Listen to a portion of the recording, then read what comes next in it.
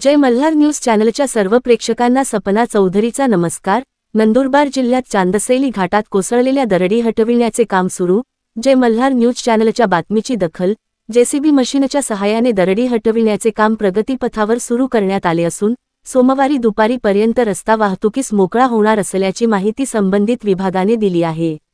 नंदुरबार जिल्ह्यात सुरू असलेल्या सततच्या पावसामुळे चांदसैली घाटात मोठ्या प्रमाणात दरड कोसळल्याने तळोदा, कोठार, धडगाव या राज्यमार्ग क्रमांक 8 वरील वाहतूक पूर्णपणे बंद झाली आहे। दरडीमुळे रस्त्यावर मोठ्या प्रमाणात दरडी कोसळत असल्याने मोठ्या प्रमाणावर मातीचा ढिगारा साचला असून वाहतुकीस अडथळा निर्माण झाला आहे। सध्या जेसीबी मशीनच्या सहाय्याने दरडी कोसळलेल्या मातीचे ढिगारे हटविण्याचे काम प्रगतीपथावर आहे। प्रशासनाने दिलेल्या माहितीनुसार दुपारपर्यंत रस्ता वाहतुकीसाठी सुरू होण्याची शक्यता व्यक्त करण्यात येत आहे।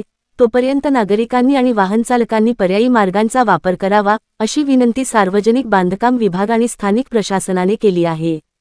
तळोदा प्रतिनिधीसह सपना चौधरी, जय मल्हार न्यूज, नंदुरबार।